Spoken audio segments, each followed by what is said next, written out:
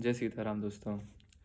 आज से पहले जो मैंने 2 वीडियोज़ बनाई थी उसमें मैंने हनुमान चालीसा का पहले दोहे के अर्थ को आपके सामने अपने बुद्धि अनुसार पेश करने की कोशिश करी थी। आज से मैं चौपाइयों के अर्थ को आपके सामने प्रस्तुत करना चाहता हूँ क्योंकि मुझको ऐसा लगता है ये परम लाभदायक है। हनुमान चालीसा में इतने रत्न हैं कि आप खोजते-खोजते थक जाएँगे, मैं बताते-बताते थक जाऊँगा और चाहे जितना बता लूँ, आप चाहे जितना खोज लें उसका कुछ अंत नहीं है। वैसे ही जैसे हरि अनंत हरि कथा अनंत उसी प्रकार हनुमान चालीसा भी कुछ ऐसी है। तो सबसे पहला चौपाई, जय हनुमान ज्ञान गुण सागर जय कपीसति लोक उजागर।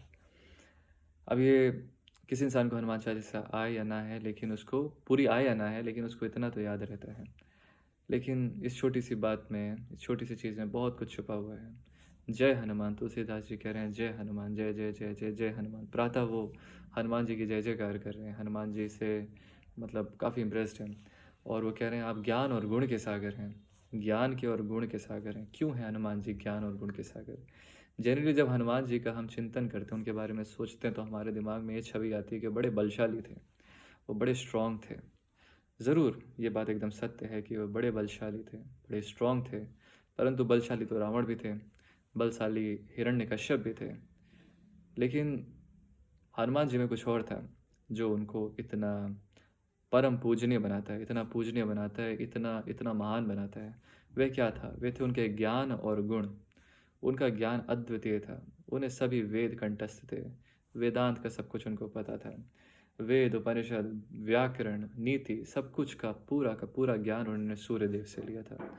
उन्होंने अपने टीचर को एज़ अ टीचर, जो एक समय हनुमान जी के जीवन में आया, जैसे हम सबके जीवन में आता है, जिसमें उन्होंने अपने गुरु को खोजना शुरू करा। उनको गुरु की एक ज़रूरत पड़ी, उन्होंने खूब खोजा। लेकिन हनुमान जी स्वयं इतने पराक्रमी, इतने ऊँचे सिद्ध पुरुष, तो वे अपना गुरु भी कुछ वैसा ही खोजना चाहते थे। उन्होंने गुरु किसको चुना? सूर्यदेव को अपना गुरु चुना। सूर्यदेव जिसको एक समय पे वो खाने के लिए उड़ गए थे मैंगो समझ के।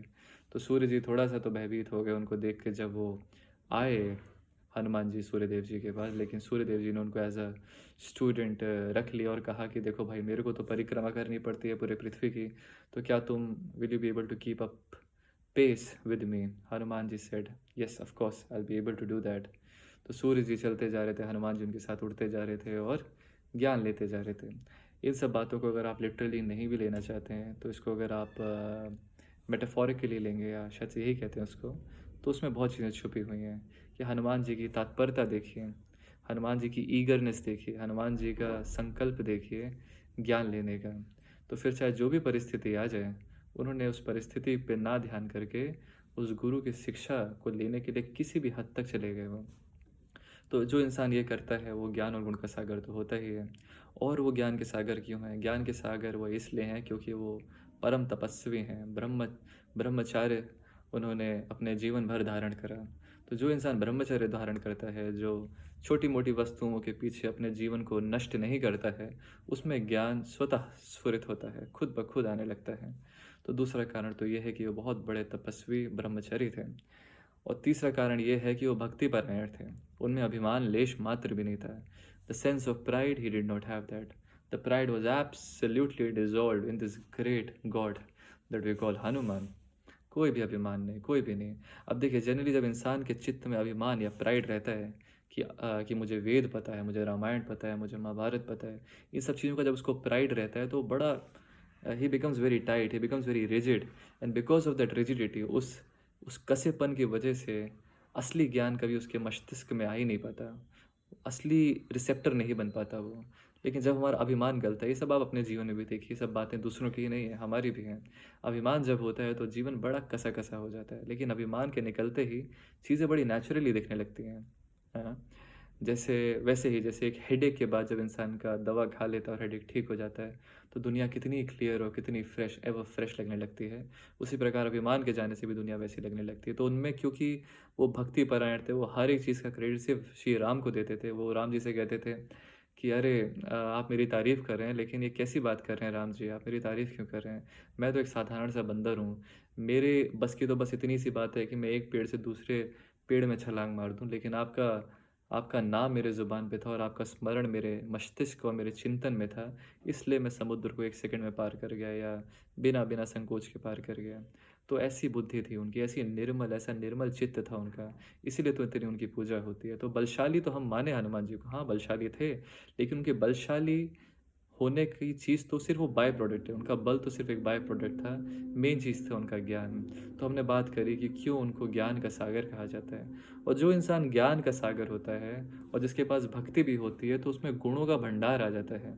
उसमें गुण को आप क्वालिटीज़ कह सकते हैं, गुड क्वालिटीज़ कह सकते हैं। So the good qualities that we are talking about, वो ज्ञान और भक्ति के आने से नेचुरली प्रकट होने लगती है। इंसान में करुणा आ जाएगी, कंपैशन आ जाएगा, लव आ जाएगा, सिंसेरिटी आ जाएगा, डिवोशन, डिसिप्लिन आ जाएगा। जितने भी गुणों को आप इमेजिन कर सकते हैं, वो सब उसमें नेचुरली आ जाएगा। उसके जीवन में ज्ञान है, उसके जीवन में भक्ति है। तो इस बात को ऐसे देखें, और हनुमान जी की जब चालीसा पढ़ें, तो हम भी कोशिश करें कि उस ज्ञान और गुण को हम भी अपने जीवन में लाएँ। फिर है जय कपीश तिहु लोक उजागर। कपीश का मतलब होता है जो वानरों का राजा है, वानरों में श्रेष्ठ है। हनुमान जी का जन्म एक वानर के शरीर में हुआ था, और वानरों के जितने भी समुदाय हैं, उनमें सबसे श्रेष्ठ हनुमान जी को माना जाता है, क्योंकि हनुमान जी ज्ञान, भक्ति, गुण हर चीज़ में बेस्ट थे। It's like the topper student. तो उनको कपीश कहा जा रहा है, जय कपीश तिहु लोक उजागर, कि मतलब उनकी जो उनकी जो कैरेक्टर है, उनका जो क्वालिटी है, वो तीनों लोक में उजागर है। तीन लोक होते हैं, भूलोक, भूलोक और स्वर्ग लोक। तीन लोक माने जाते हैं, वो हमारे अंदर भी देखा जाता है। आप ऐसे देख सकते हैं, body is the first level, mind is the second level, and Atman is the third level. और अगर इसको लिटरली देखा जाए, तो भूलोक हो गया हमारा अर्थ, जिसमें अनेक तरीके के प्राणी, वेजिटेशन रहती है। फिर भूरलोक हो गया, जो बीच वाला लोक होता है, जहाँ पे सूक्ष्म एनर्जीज रहती हैं। और उससे ऊपर वाला लोक हो गया स्वर्ग लोक, जहाँ पे देवता वास करते हैं, जहाँ पे आनंद वास करते हैं। तो इसको जिस तरीके से भी आपको लेना है, तो आप इसको ले सकते हैं। तो तीनों लोकों में उनकी कीर्ति का गुणगान होता है, क्योंकि उनका कैरेक्टर ऐसा है। तो इससे हमें बस ये समझना है कि जब इंसान का कैरेक्टर वैसा हो जाता है, जैसे हनुमान जी का है, तो वो तीनों लोक में उजागर हो जाता है। आज इतने सालों बाद, आज लकीली ट्यूसडे भी है, मतलब आज कोइंसिडेंटली ट्यूसडे भी है। तो आज देखिए कितने सारे लोग हनुमान मंदिर जाते हैं, कितने लोग उनकी पूजा करते हैं। तो उसका क्या कारण है? क्यों इतना उजागर है उनका चरित्र आज भी? ये हम अपने आप से ये बातें पूछें, और जब हम अपने आप से ये बातें पूछेंगे और इन सब बातों पे मनन करेंगे, जो हम बातें इन वीडियोज़ में कर रहे हैं, तब हमें समझ में आ जाएगा कि हनुमान जी की महिमा इतनी क्यों है। Why is Hanuman ji Hanuman ji? Why is he so famous? Why everybody sings his glories? तो ये सब हम करें, और हम आपसे कल मिलेंगे, मैं आपसे कल मिलूँगा। जय सीताराम, जय सीताराम, जय सीताराम, जय हनुमान, जय जय हनुमान, जय सीताराम।